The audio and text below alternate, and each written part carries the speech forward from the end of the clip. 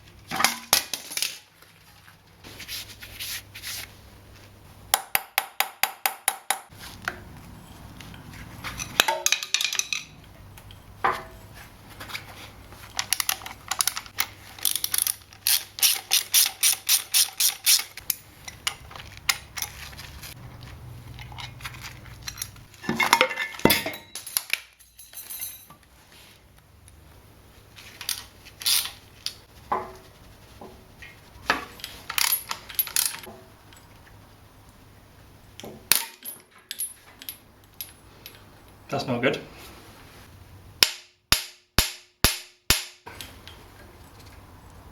What's for that?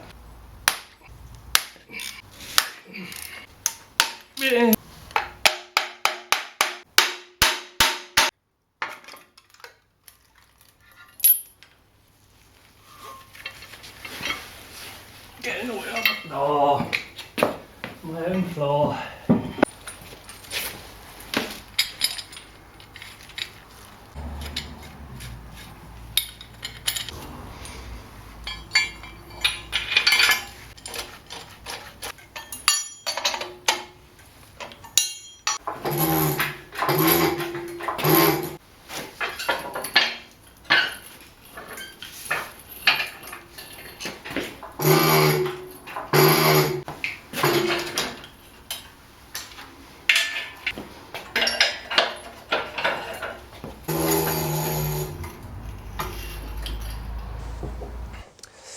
Now, because this engine was from a transverse mount front-wheel drive car originally, the factory ancillaries were all at the bottom, which is where the chassis legs are on the MGB.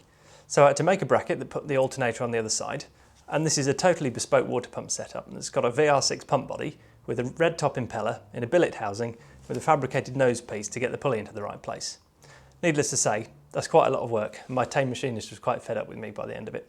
The belt idlers are mounted on a fabricated bracket, and the belt's tensioned by swinging the alternator back and forth, which is far from ideal, but yeah, it was good enough.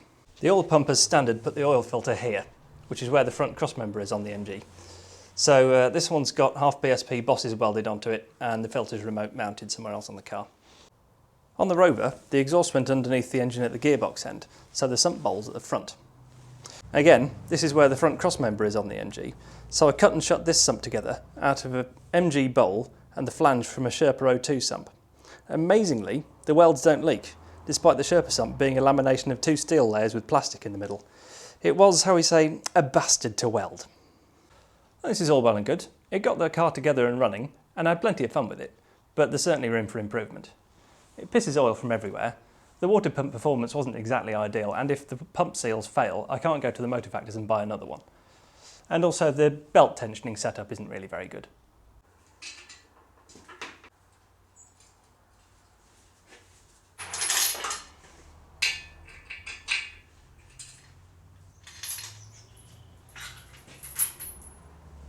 Although the sump itself doesn't leak, there's a massive oil leak from the back of the engine due to the fact that this block isn't designed to work with the 1960s style of sump, oil seal and backplate that the B series has.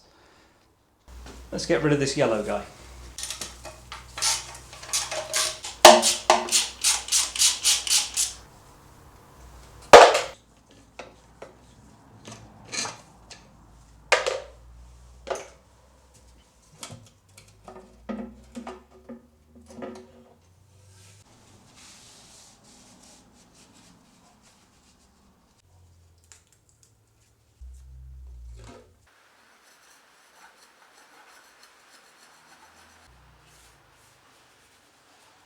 So the reason this thing pisses so much oil is that the rear main cap and the back of the block is designed to use the rear oil seal that looks like this. It has a drain either side to allow the oil that comes out of the back of the bearing to escape back into the crankcase and thus back into the sump. And this seals to the back of the block using an O-ring and then forms a T-seal using the sump gasket and this feature on the back edge of the original sump. And of course, that's a feature that doesn't exist on my pressed steel OB series hybrid. So I tried to work around it using a B series seal and the original backplate, but it just didn't work out.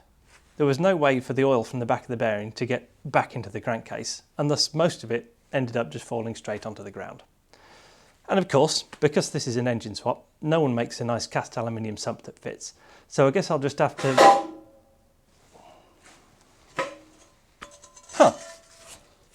I guess somebody does make hop-up parts for cars that don't exist. Thanks, Stevenson Speed Shop. In order to fit the delicious new sump, I'm going to need a new oil pickup, which puts the strainer in the middle of the bowl. And in order for it to fit over the pucker seal, I'm going to have to cut a girt big hole in the middle of the back plate. Time to get out my favourite tool. What? No, not the paint marker. No, not this either, although they are pretty good. This guy.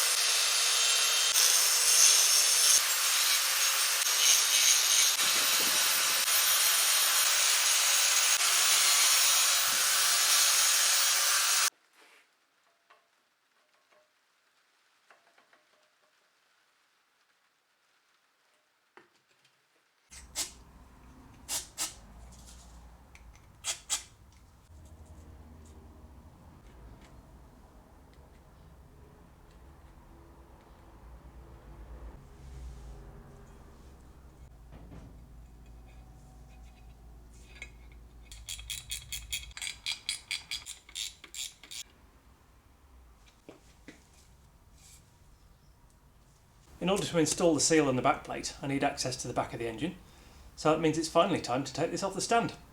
Time to put the crane together.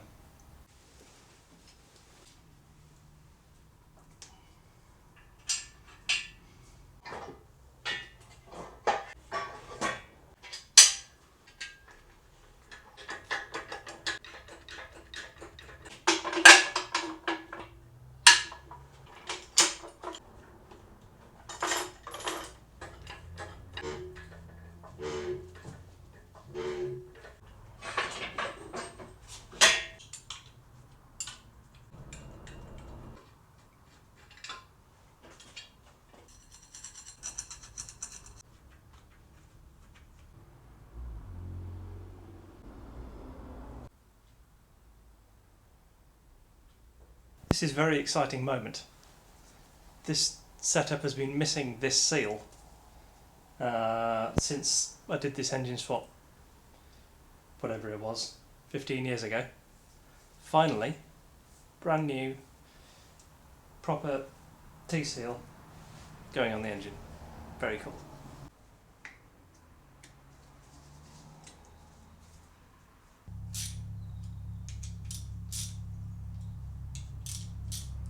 Now I get to find out whether the newly modified backplate fits over the new seal.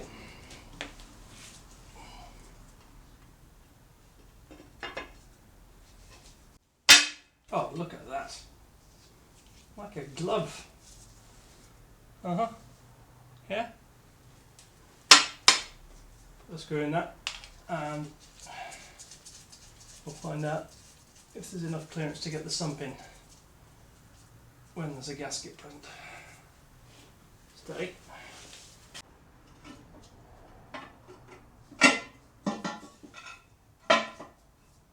The sump is actually just a little bit wide across this feature, which, as you'd expect, because that's currently that dimension is as cast. So a little bit of filing to do there. No problem, bear with. Second attempt.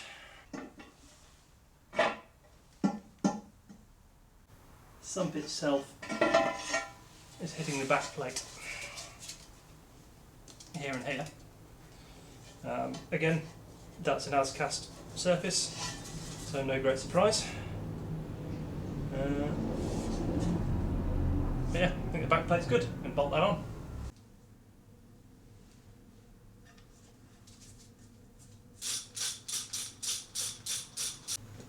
Okay, 45 Nm, which is only just on the range of this enormous torque wrench that I borrowed from work, but it is on there, so there we go.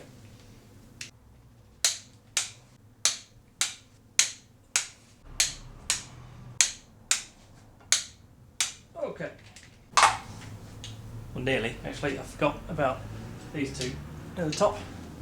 In this installation so far they don't really do an awful lot, but I'm going to use these two later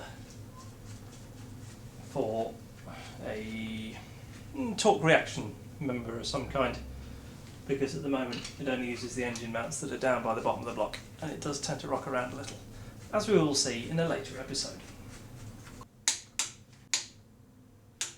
I'm going to be extremely optimistic and fit this without sealant. That is the factory guideline. This is not necessarily the best manufactured gasket in the world. It's not an OE part.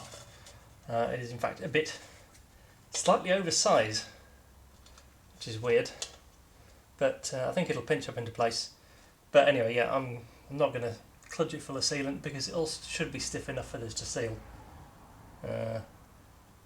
Yeah, we'll see how that goes, eh?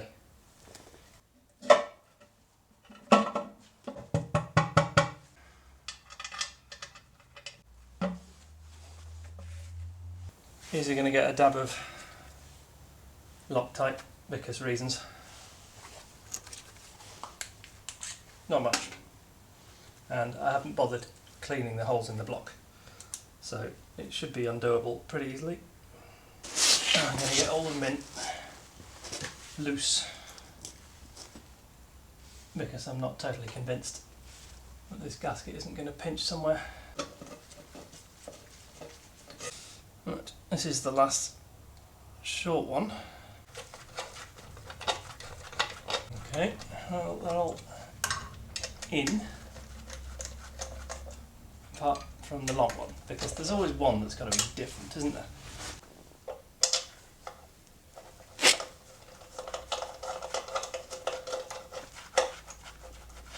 That will be fine. Okay, snug all those up.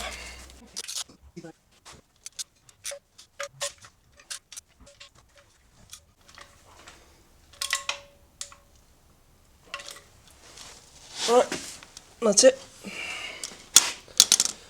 Looks pretty smart, eh? Let's do a quick sanity check. Does it still turn over?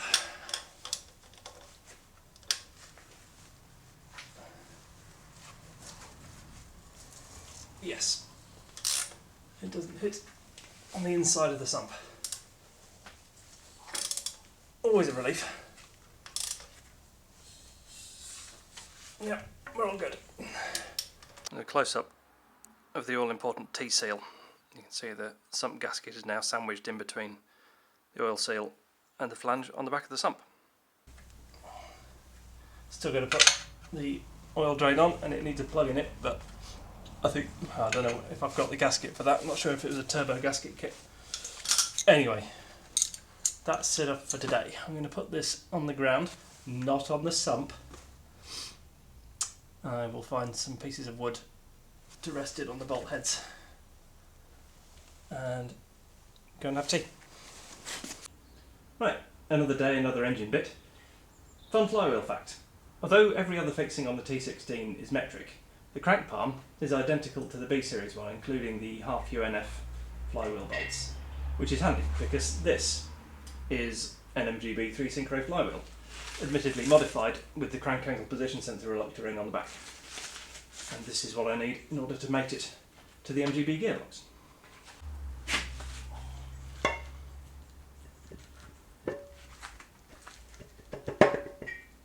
B series of course uses a tab washer, and unlike the B series, these crank palm bolt holes are through drilled, so you have to slather the bolts in sealant to prevent oil pissing out onto the clutch.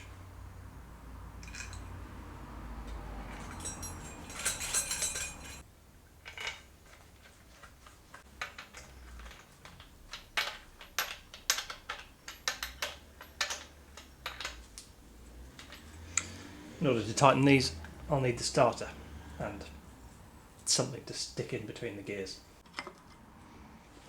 Yep, that ought to do it.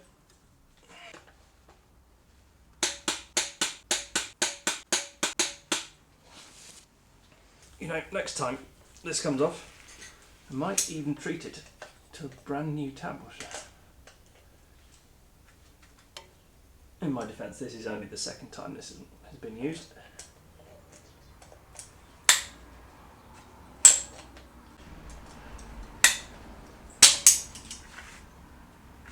Okay, clutch.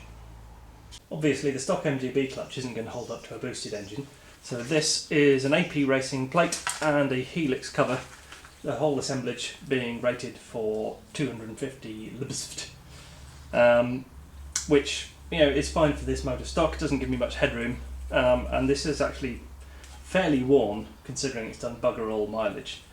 So when it comes around to replacement time, I may well get a bit more scientific on it, maybe try and investigate some kind of dual plate. Not that these are exactly commonly available for MGBs, so we'll see. Anyway, this will work for now. The motor as it stands is stock. Right, I'll now try to fashion some kind of clutch plate alignment tool.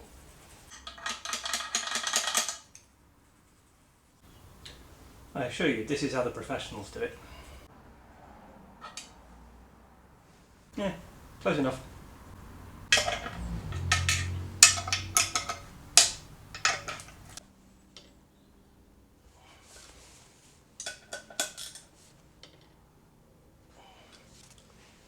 Click.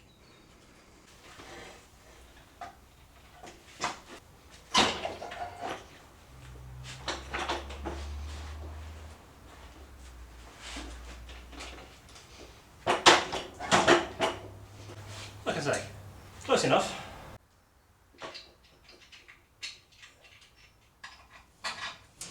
Some jiggling required for the other bolt. It's also a dowel.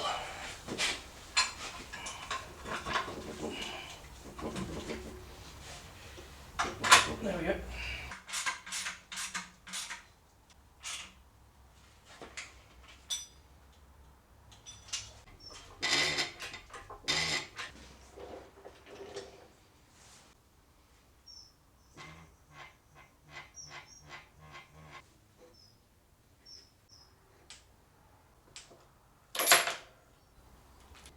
And there it is back together. There are another couple of little issues to sort out, such as the seal on the back of this camshaft, and it needs a new cam belt as well, but I'm going to leave those jobs until just before it goes back in the car. But wait, I hear you ask, why don't you just put it back in the car now? Well, unfortunately, sorting the oil leaks out was only item 1 off my pre-MOT to-do list. The car's currently too rotten to go back together.